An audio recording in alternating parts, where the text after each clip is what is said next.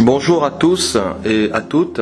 Je lirai dans le livre de l'Apocalypse au chapitre 2 et du verset 12 à 17 concernant l'église de Pergame. Il est dit écrit à l'ange de l'église de Pergame: Voici ce que dit celui qui a l'épée aiguë à deux tranchants. Je sais où tu demeures, je sais que là est le trône de Satan. Tu retiens mon nom et tu n'as pas renié ma foi.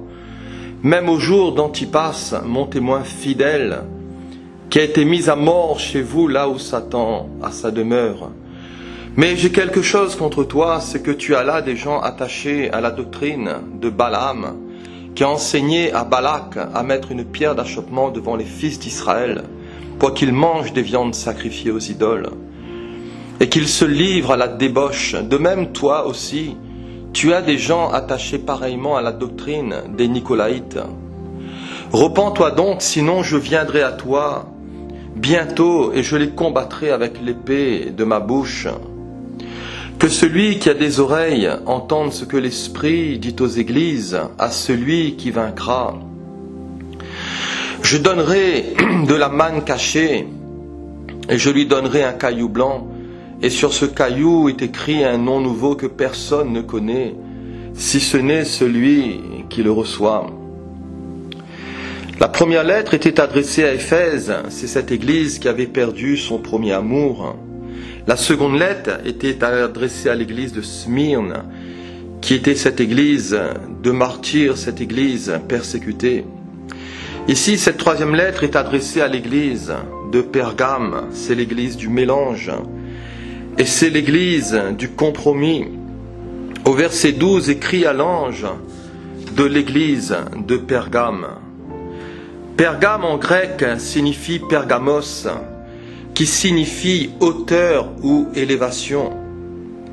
Construite sur une haute montagne, la ville de Pergame avait des allures royales.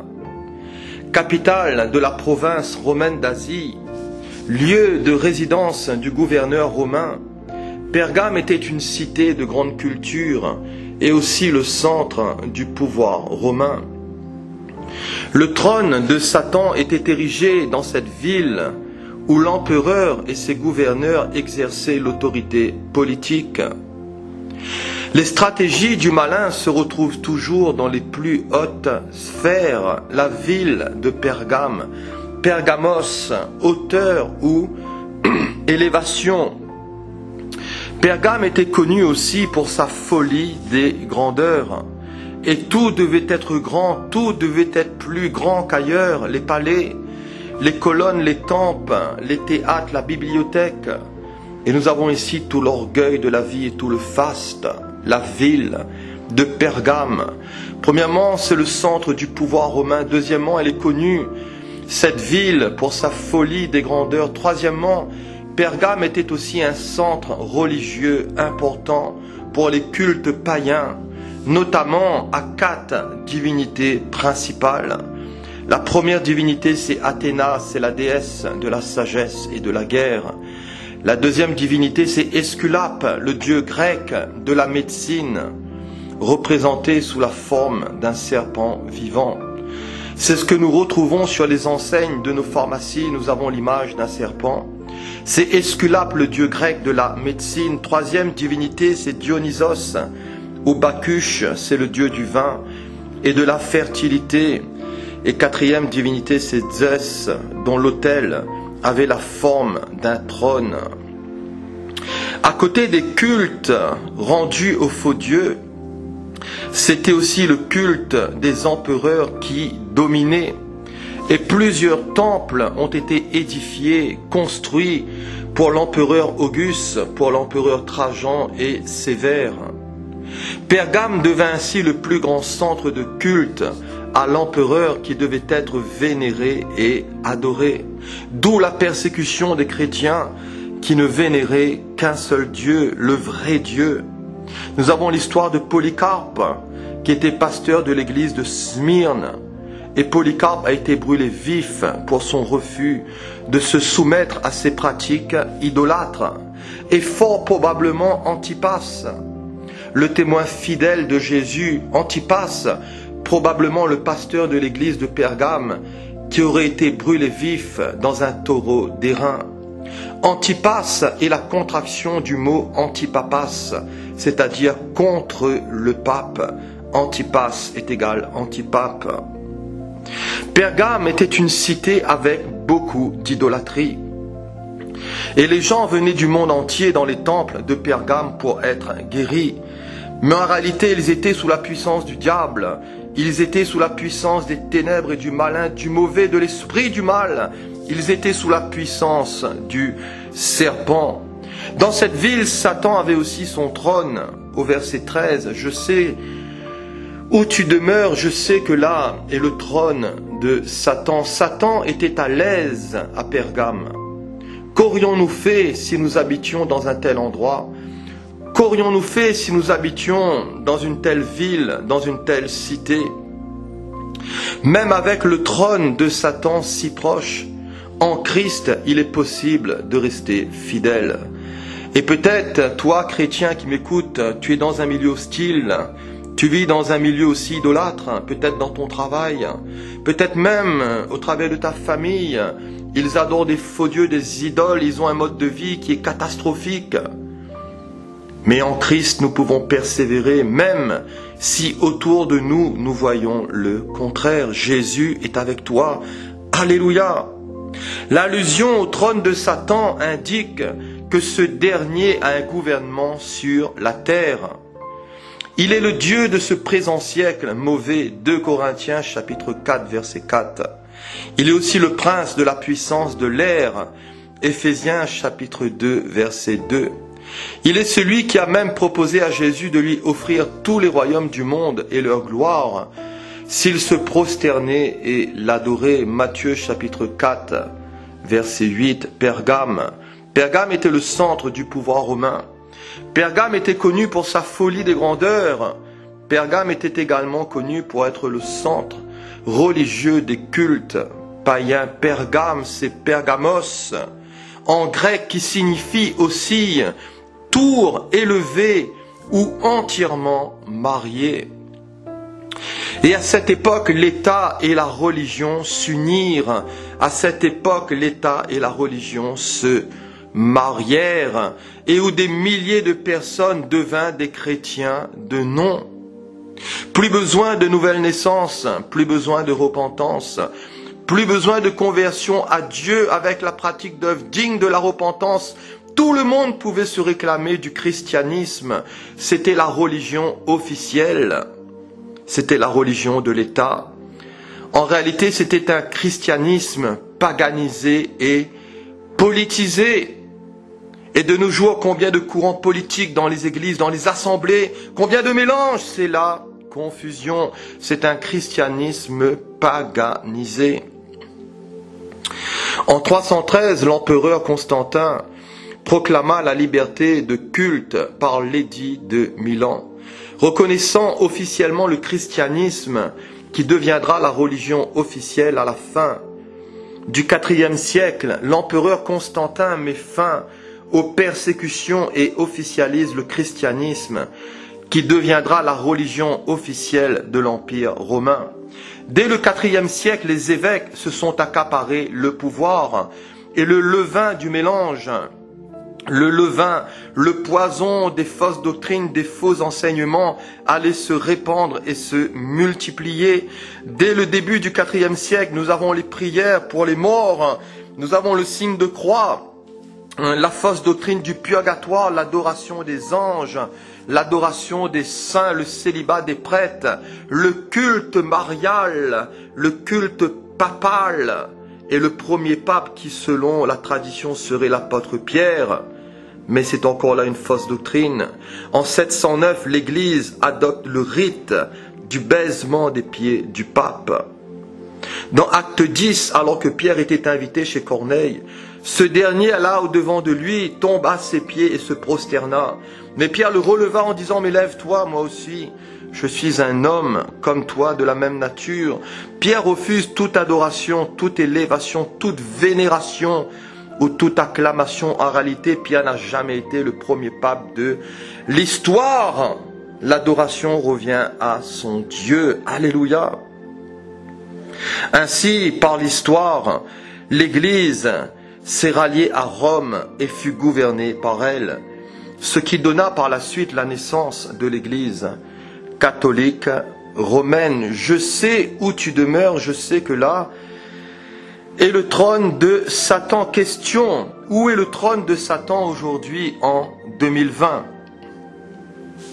Certains diront, le trône de Satan se trouve dans le cœur de l'homme. D'autres pourraient dire que ce trône se retrouve à Rome ou à la Mecque ou ailleurs.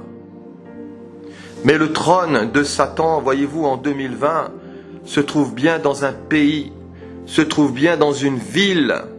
En réalité, le trône de Satan se trouve en Allemagne. En Allemagne se trouve le musée de Pergame. En 1871, Karl Humann, architecte allemand, découvre les fondements de l'autel de Pergame en Turquie. En Asie mineure, en 1878, les fouilles débutent pour exhumer entièrement l'autel de Pergame. En 1879, le monument est cédé par les Turcs à l'Allemagne. En contrepartie, en 1886, le monument est transporté et reconstitué à Berlin. En 1886, en 1889, 3 ans plus tard, il y a la naissance de Hitler. Et voyez-vous, rien n'est fait dans le vide. Le trône de Satan à Pergame a été déplacé en Allemagne et allait être de nouveau déployé à Berlin. Et quelques années plus tard, quelques décennies plus tard, des millions de Juifs allaient périr, allaient être exterminés, allaient être gazés lors de la Seconde Guerre mondiale. L'antisémitisme, la solution finale prônée par Hitler, qui lui-même se faisant Dieu, comme ses empereurs romains. L'histoire se répète et nous avons ici dans la parole une précision remarquable. L'histoire se répète et l'histoire se répète jusqu'à son apogée final où apparaîtra le grand dictateur mondial, l'Antéchrist, qui voudra que tout le monde l'adore. Si nous avons premièrement la ville de Pergame, deuxièmement, quelles sont les qualités de l'Église, de cette ville? Au verset 13, tu retiens mon nom. Tu n'as pas renié ma foi, même au jour d'Antipas, tu retiens mon nom extraordinaire. Ici, le Seigneur, dans sa connaissance, approuve la foi des membres de cette Église de Pergame. Et dans la Bible, nous avons soit l'approbation divine, ou soit la réprobation divine. Cette Église ici a des qualités. Et au milieu d'un tel environnement, pour pouvoir retenir le nom de Jésus et ne pas renier la foi, il faut vraiment la puissance de Dieu. Pour vaincre les ténèbres, pour vaincre, voyez-vous, l'idolâtrie, le mélange, il faut vraiment l'appui de Dieu. Pour vaincre l'idolâtrie, il faut la force souveraine du Seigneur. Il faut une œuvre puissante du Saint-Esprit. Aux Éphésiens, leur parlant de la richesse et de la gloire de leur héritage, Paul leur dira « Et quelle est envers vous qui croyez l'infinie grandeur de sa puissance, se manifestant avec efficacité par la vertu de sa force. » Et cette force, il l'a déployée en Christ. Et sans Christ, nous ne sommes rien. Sans Christ, qui que nous soyons, nous ne faisons pas le poids. Sans Christ, le diable ne fait qu'une bouchée de nous. La force est en Christ. Paul lui-même dira qu'il a été fait ministre selon le don de la grâce de Dieu qui lui a été accordé par l'efficacité de sa puissance. Éphésiens chapitre 3, verset 7. Concernant l'Église, il est dit que c'est de lui et grâce à tous les liens de son assistance que tout le corps bien coordonné et formant un solide assemblage tire son accroissement selon la force qui convient à chacune de ses parties. Alléluia! Le Seigneur est non seulement le but de la croissance de l'Église, mais il est aussi sa source et sa force. Dieu est la force de son peuple. Dieu est la force de son Église. Et seul le Seigneur a le pouvoir de produire des croyants forts, des croyants mûrs, des croyants spirituels, des croyants bien équipés. À nous de collaborer de toute bonne intelligence avec le Seigneur. La puissance de Dieu transformera aussi un jour le corps de notre humiliation en le rendant semblable au corps de sa gloire par le pouvoir qu'il a de s'assujettir toutes choses. Philippiens 3, 21. La puissance de Dieu, nous l'avons aussi dans les Écritures. Et au verset 12, Jésus se présente ici comme celui qui a l'épée aiguë à deux tranchants. Jésus combat avec cette épée, verset 16, qui est la parole de Dieu. Jésus combat avec cette épée. Qu'est-ce que Jésus allait combattre? Qui Jésus allait-il combattre? Jésus allait combattre tous ceux qui dans cette église étaient attachés à de fausses doctrines. Et si premièrement nous avons la ville de Pergame, si deuxièmement nous avons les qualités de l'église de cette ville, troisièmement, quels en sont ses défauts et quels en sont ses péchés? Ces péchés et ces défauts, c'est tout simplement le mélange. Ce sont les fausses doctrines, celles de Balaam et des Nicolaïtes. Verset 14. Mais j'ai quelque chose contre toi, c'est que tu as là des gens attachés à la doctrine de Balaam, qui enseignait à Balak à mettre une pierre d'achoppement, à mettre une trappe, à mettre un piège devant les fils d'Israël. Pourquoi? Pour qu'ils mangent des viandes sacrifiées aux idoles et qu'ils se livrent à la débauche. De même, toi aussi, tu as des gens attachés pareillement à la doctrine des Nicolaïtes. La doctrine des Nicolaïtes, ce sont tout simplement des libertins qui enseignaient que sous la grâce on est libre. On peut se défouler, on peut faire ce qu'on veut. Le problème des doctrines, le problème des enseignements. Après l'approbation du Seigneur vient ici sa réprobation. Et à cette église de Pergame, il lui reproche d'avoir toléré la doctrine de Balaam et des Nicolaïtes. Le Seigneur ici va reprocher à cette église de Pergame d'avoir laissé entrer dans cette église cette doctrine de Balaam et des Nicolaïtes. Balaam, nous retrouvons son histoire dans Nombres, chapitre 22 à 25, dans Nombres, chapitre 31, versets 15 à 16. Balaam, son nom signifie qui détruit le temple. La doctrine de Balaam autorisait la consommation des viandes sacrifiées aux idoles et aussi la débauche.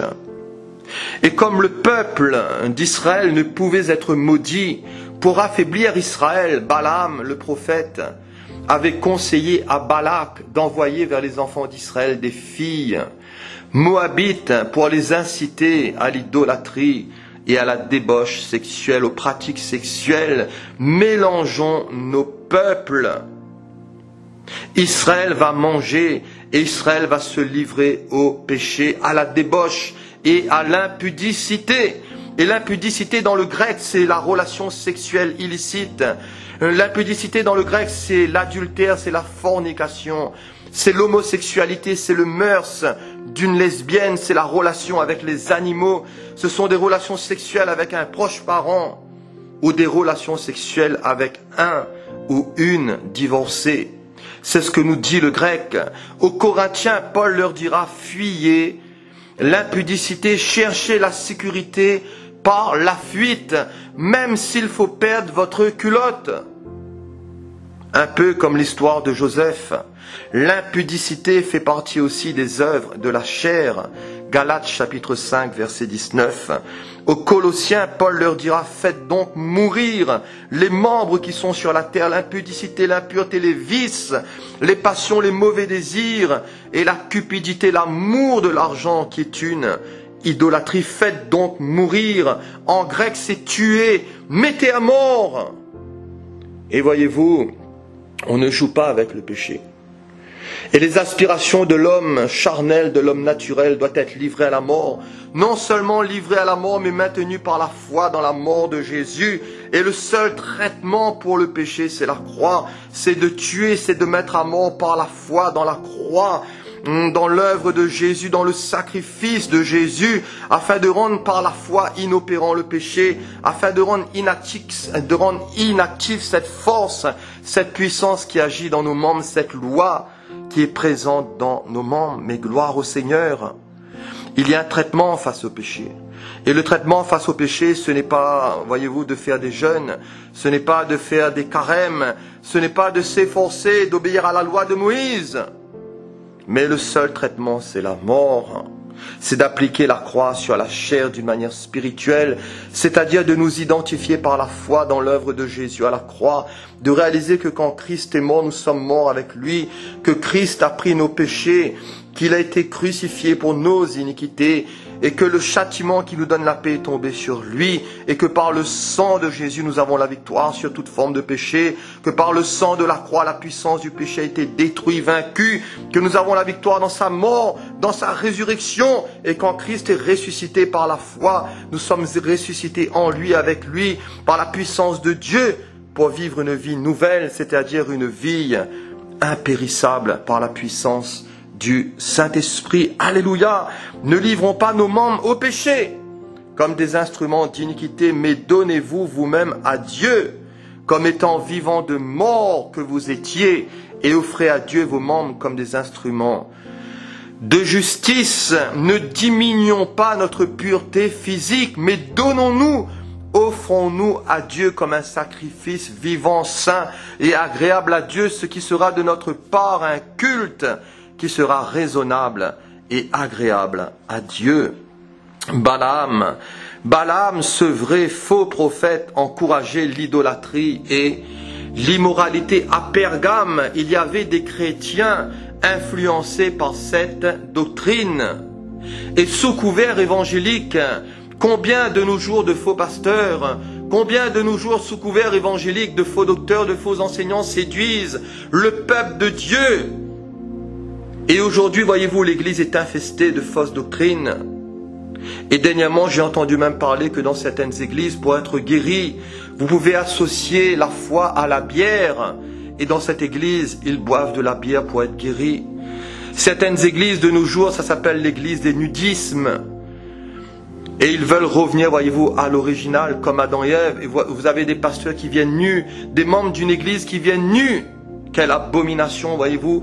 Combien d'églises infestées par des enseignements faux, par des doctrines de démons. Nous avons la fausse doctrine de la prospérité donnée, et vous toucherez le jackpot. La fausse doctrine aussi de la mort spirituelle de Jésus, qui est une fausse doctrine.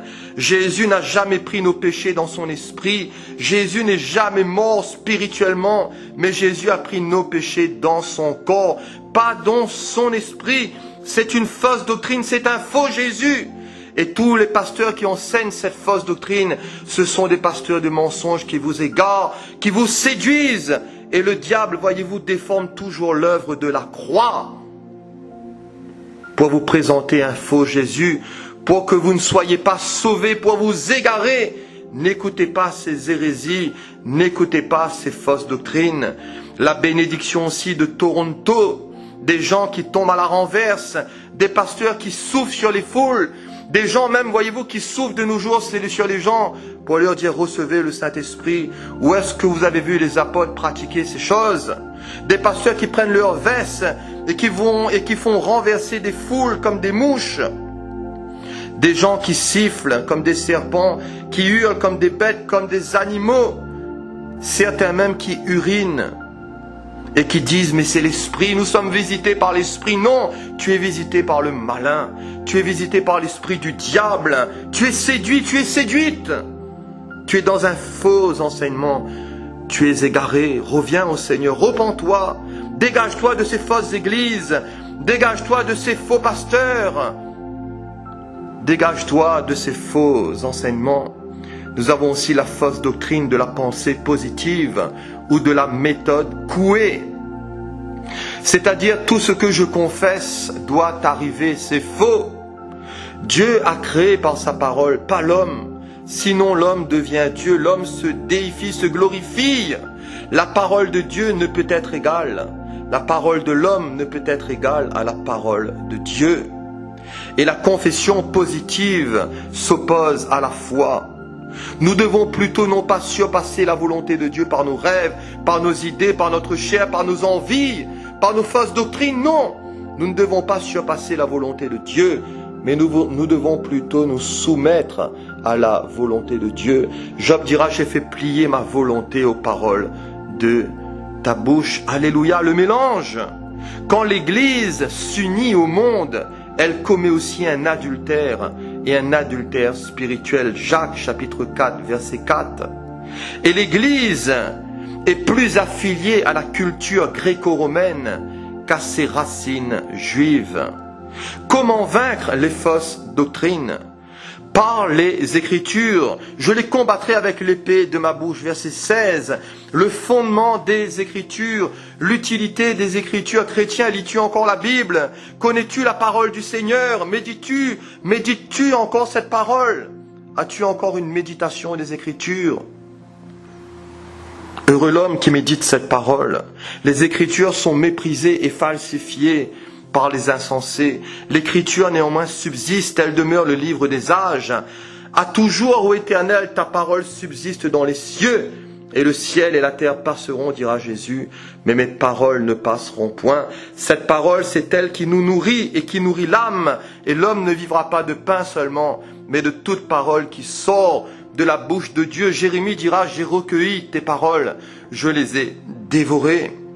Cette parole est vivante aussi, et efficace, elle est plus tranchante qu'une épée quelconque à double tranchant. Elle pénètre jusqu'à partager, séparer âme et esprit, jointure et moelle. Elle juge les pensées, les sentiments du cœur, elle coupe, elle tranche, elle sépare entre la chair et l'esprit.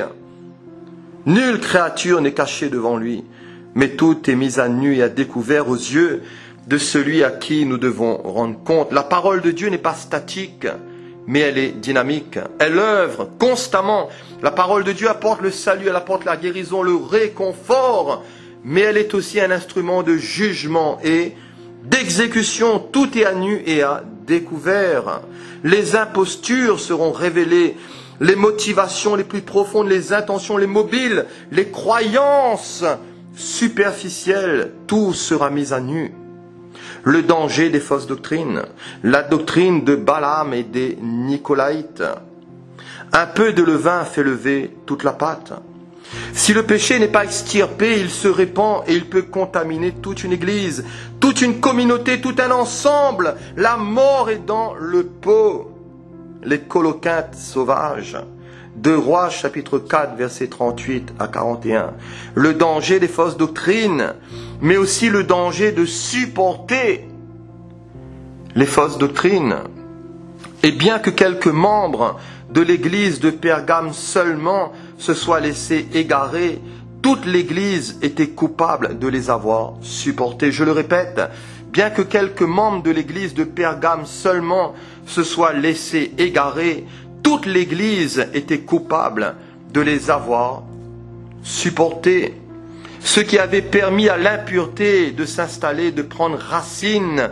Sachons aussi écarter les éléments néfastes de notre adoration et de notre communion, de nos assemblées. Ne faisons pas dans les sentiments, n'acceptons pas les faux pasteurs, les faux enseignants. Ne nourrissons pas le ver pour piquer notre cœur. Quel est le remède face aux fausses doctrines? Verset 16. Repens-toi donc, sinon je viendrai à toi bientôt et je les combattrai avec l'épée de ma bouche. L'église de Pergame est exhortée à se repentir, c'est-à-dire à prendre en aversion ses péchés, ses faux enseignements, à changer sa façon de penser, à changer sa mentalité, à revenir au Seigneur, à se repentir, à reconnaître son péché, son iniquité. Et le Seigneur promet à ceux qui vaincraient que malgré la confusion qui prévalait dans cette église, le Seigneur leur donnerait la manne cachée, un caillou blanc et un nom nouveau. Le Seigneur promet à ceux qui allaient vaincre qu'il ne les abandonnerait pas, mais que le Seigneur allait leur récompenser. Le Seigneur allait leur donner la manne cachée, un caillou blanc et un nom nouveau. Alléluia. Si premièrement nous avons la ville de Pergame, si deuxièmement nous avons les qualités de l'église de Pergame, si troisièmement nous avons les défauts de l'église de Pergame, quatrièmement nous avons les récompenses aux vainqueurs de l'église de cette ville. Au verset 17, à celui qui vaincra, je donnerai de la manne cachée, je lui donnerai un caillou blanc, et sur ce caillou est écrit un nom nouveau que personne ne connaît, si ce n'est celui qui le reçoit. La manne cachée, ce n'est pas cette manne que nos pères ont mangée dans le désert, et ils sont morts, mais cette manne cachée, c'est Christ. Cette manne, c'est la nourriture céleste, par contraste à celle offerte aux idoles. Quiconque mange ma chair et boit mon sang, celui qui mange ma chair et boit mon sang, il a la vie éternelle, et je le ressusciterai au dernier jour. Cette manne est cachée. Dans Luc chapitre 19, verset 42, Jésus va se lamenter, il va pleurer sur Jérusalem, et il dira, mais si toi aussi au moins en ce jour qui t'est donné, tu connaissais les choses qui appartiennent à ta paix, mais maintenant elles sont cachées à tes yeux. Les habitants de Jérusalem avaient laissé passer, entre guillemets, leur chance de se repentir. Le roi était là, le roi était venu, mais ils n'allaient pas le recevoir. Ils allaient, voyez-vous, passer outre. Ils allaient passer à côté de la grâce de Dieu. Voyez-vous, de la bénédiction du Seigneur. Jésus était là. Mais beaucoup d'entre eux n'allaient pas le reconnaître, voire même le faire aussi crucifier. Leur cœur et leurs yeux étaient voilés, bouchés, et ils n'avaient pas reconnu le temps où le Seigneur les avait visités. Jésus a prophétisé qu'au lieu de la paix, une épée s'abattrait sur Jérusalem. Et en l'an 70, Jérusalem a été dévastée par les armées romaines. Et de nos jours, voyez-vous, Jésus est annoncé. Il en est de même. De nos jours, Jésus est publié par les ondes, par le net, dans les rues, dans les assemblées, partout. Et les gens ne réalisent pas les choses qui appartiennent à leur paix, à leur salut, la grâce que Dieu veut leur communiquer. Cela est caché à leurs yeux. Et aux yeux, voyez-vous, de beaucoup, malheureusement, à l'aube aussi de grandes catastrophes qui vient sur ce monde. Je te donnerai la manne cachée. Avons-nous une communion secrète avec Jésus? Notre vie est-elle cachée avec Christ en Dieu? Colossiens 3, car vous êtes morts et votre vie est cachée avec Christ en Dieu. Seuls ceux qui sont morts au péché, seuls ceux qui sont morts au monde, seuls ceux qui sont morts à la chair goûtent aux réalités spirituelles qui sont cachées aux yeux de ce monde. C'est un mystère et les hommes ne comprennent pas, voyez-vous, ceux qui s'attachent au Seigneur.